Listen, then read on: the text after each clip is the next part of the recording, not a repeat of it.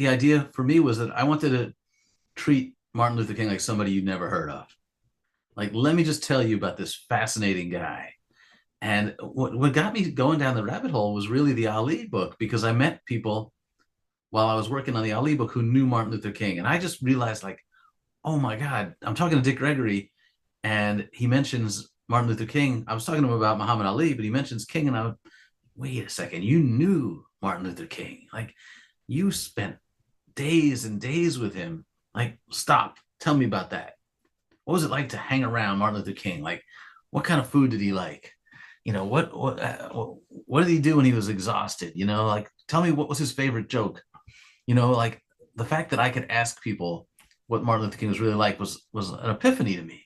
And then I thought, as you pointed out, we know I Have a Dream. We know Letter from Birmingham Jail. We know the big monument. We have 1,000 streets named after him. But do people know that his name was really Mike?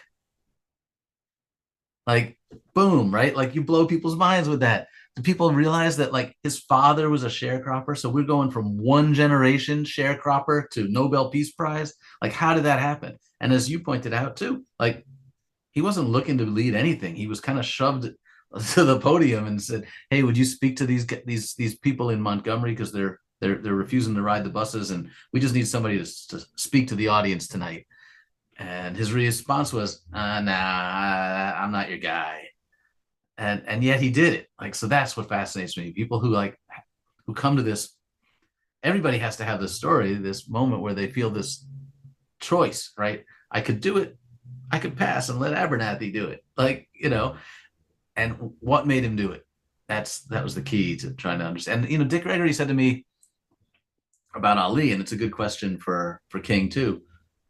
What made a black kid think he could speak to power?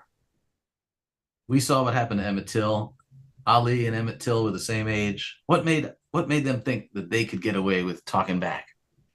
And that you have to answer that question. It's not a hypothetical question. It's not a rhetorical question. Um, there's an answer, and you got to. That's the biographer's job, is to figure it out. What was that? What was baked into them that made them think that they could answer back? The answer for King is faith. Every question is faith. You said the 3 or 4 things. I would say faith, faith, faith, faith. What made him think that he could make a difference? God. What made him think that he could speak to that crowd? What made him think he could unite black and white people? What made him think he could have a message that white and black people would find inspiring? Faith, God. Like, he really believed that God made everyone in his image and in God's image, and that if we're all made in God's image, then there's no room for racism, prejudice, nationalism. That we're all brothers and sisters, and he truly believed that, and he decided that he was gonna walk the walk, not just talk the talk, and that was it. This is what I love about King. He was not a great student, like solid B- student.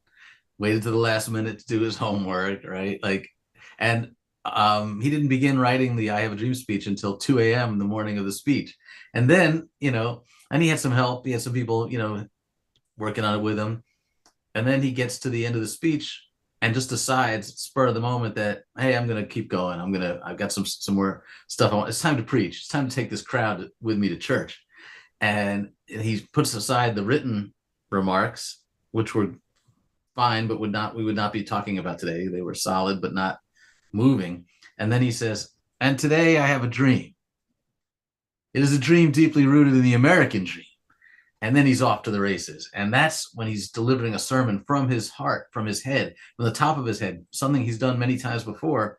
And that's when he's like most comfortable, most happy, and when he most connects with, and that it just, obviously changed the history of the world.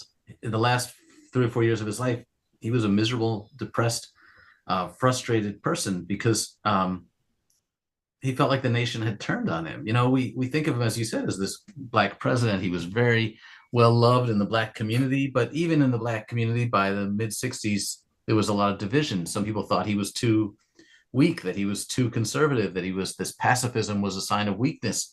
And, surveys, Gallup polls all said that King was becoming more and more unpopular. In 1966, a Gallup survey said 2/3 of all Americans disapproved of Martin Luther King.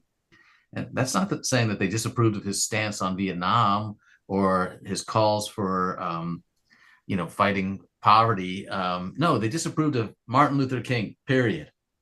And he had to live with that. And to your question about his safety, he had already been stabbed in the chest by a woman who was may have been mentally ill. He'd been arrested dozens of times. His own government was surveilling him and sending tapes from his hotel rooms to his home with notes saying, the only way out for you is suicide. His own government was doing that. So he had to wake up every morning knowing that this could be the day that the Atlanta Constitution or the New York Times put pictures of him with women on the front page, because they all knew what he was doing. The US government was leaking this material to the press. Every day he woke up with that kind of pressure, with that kind of stress. And he was not immune to it. He suffered from depression. He was hospitalized many times for anxiety and depression. And yet he just kept going. Like, he wouldn't quit. I would have quit. Like, I would have sailed off into the sunset and said, okay, you got it from here, Abernathy. Like, I'm heading off to write a book, and I'll be on the beach in Jamaica if you need me. But he did not. He kept going. It was insane. And they don't call now. They used to like release it on the wires. Now they just stream it live on YouTube. So I was watching the live stream on YouTube and saw it, and they called my name, and I just was home alone. So it was weird because I'm screaming like, oh my God, oh my God. And then I started getting, first I called my wife and my kids and texted them and called my parents. And then the phone, like you said, started blowing up.